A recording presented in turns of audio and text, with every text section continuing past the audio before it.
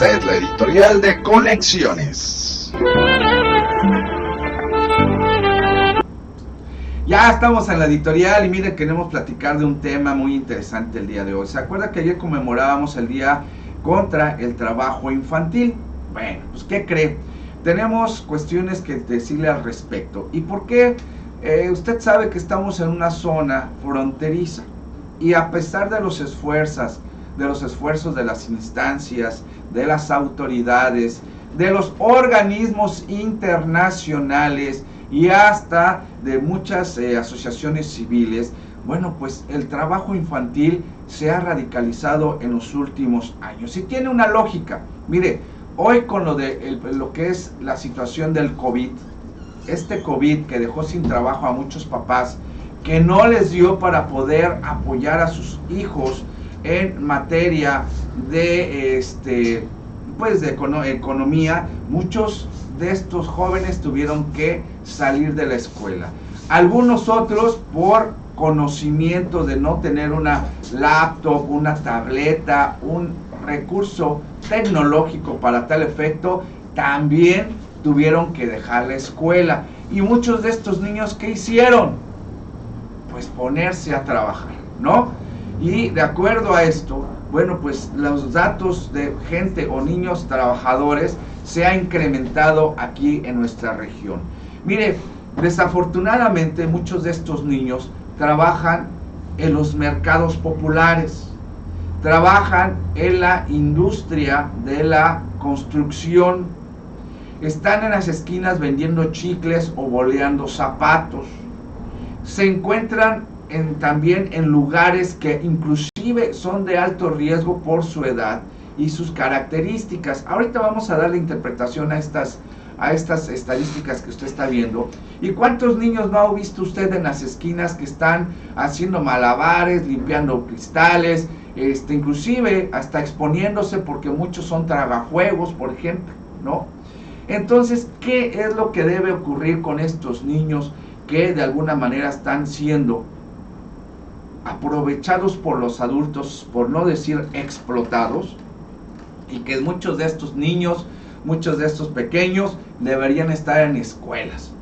Bueno, y si le agregamos un factor más que se llama movilidad o migración, esto se convierte en una situación de alto riesgo. Insisto, esto ocurre no solamente en nuestra frontera sur, en muchas ciudades del país, y esto se lo digo con conocimiento de causa, porque muchos niños dejaron de estudiar, muchos niños porque los papás ya no tuvieron los recursos, muchos niños porque el papá o la mamá murió, muchos niños porque nunca le entendieron o nunca tuvieron para una tecnología de aprendizaje. Estos niños deben retomar el retorno a la escuela, y además es importante que usted sepa que no puede contratar niños, que usted no debe contratar menores de edad. Ahora, si le damos paso, productor, a nuestra gráfica, vea usted, estos son los países con mayor trabajo infantil. En primer lugar está Etiopía con el 45%, y cuando hablamos de trabajo infantil es de niños que van desde los 7 hasta los 17 años. También está ahí el Chad, está Camerún, está Togo, Madagascar, Haití, Nigeria, Liberia, está también Laos, y como usted está viendo, bueno, pues muchos de estos países son africanos, ¿no?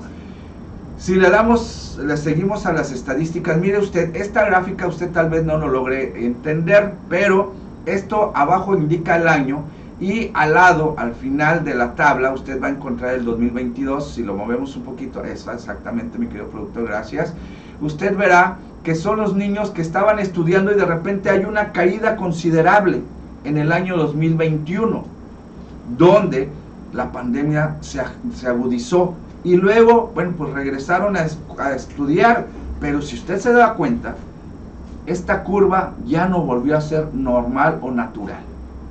Todo esto se lo comento porque si usted tiene un niño y que está en momentos de que regresa a clases, hágalo. Nada de que, no, ya el chamaco ya no estudió, ya no queremos que estudie, que mejor se ponga a trabajar. No, porque además la misma ley lo protege.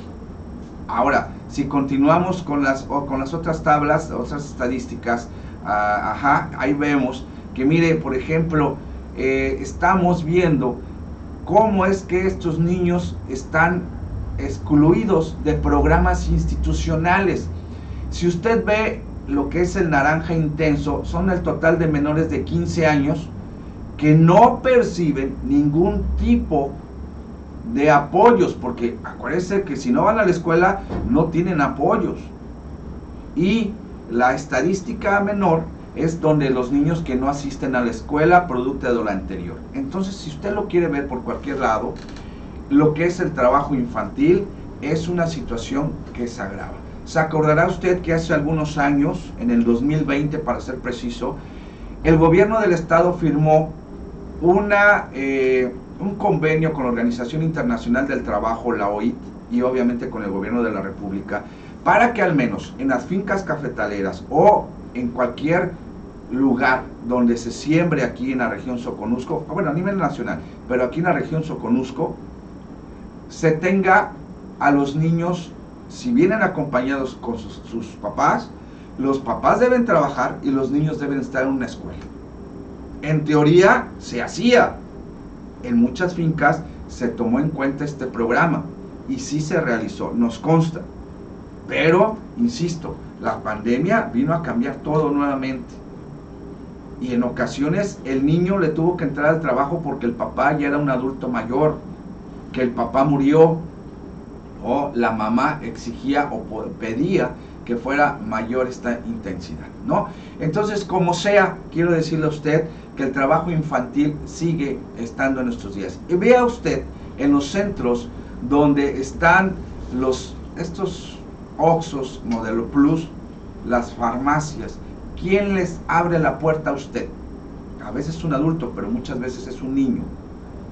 ¿Quién le vende a usted los cigarros y los dulces en las cangureras que les llaman? Son niños, o preadolescentes, o menores de 18 años. Entonces, si usted voltea en las esquinas, también va a encontrar este tipo de personas. La semana pasada le hablábamos de la mendicidad que hay en nuestro país y de la pobreza que existe. Pero entonces, estos niños, ¿quién los protege? Hemos asistido con el DIF municipal a campañas para convencer a estos niños. No los pueden tomar y llevarlos a un lugar porque se toma como secuestro, y la Comisión Nacional y Estatal de Derechos Humanos protege a esos niños. Si los niños no quieren estar en estos centros de asistencia, albergues o como usted le quiera decir, no los puede retener a la fuerza. ¿Qué están haciendo los consulados de los países de Centroamérica y de los que tenemos acá? Muchos niños, hoy por su situación de que son fornidos para su edad, sobre todo la raza africana, pues están siendo contratados para la industria de la construcción. Y si no vea, muchas de estas empresas que se dedican a repartir materiales de construcción, ¿quiénes son los que reparten estos materiales? Son gente extranjera, pero son niños, jóvenes. Y ojo, hay que tomar muy en cuenta esto, porque si hay o se detecta alguna empresa que contrate a esos niños y que obviamente no les pagan como deberían pagarles, entonces están cometiendo un acto ilícito, y todo acto ilícito tiene repercusiones con la ley. Así que usted sabrá y usted identificará a estos niños.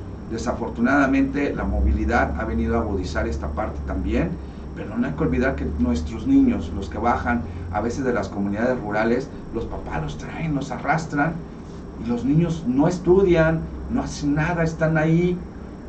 ¿Y a poco no ha visto usted las señoras que se ponen al niño acá para pedir limosna? ¿Qué está pasando? Ojalá las organizaciones internacionales hagan algo al respecto, las instancias de gobierno también, pero ojo, todo está en cómo se está dando la sociedad en general en materia de economía, de oportunidades y de todo esto para la población. Las familias se desintegran cada vez más, la migración de muchos mexicanos y de otras personas se van o quieren irse a Estados Unidos y dejan abandonadas a las familias. Y en este sentido se pierde mucho. 9 de la mañana con 16 minutos, ¿qué le parece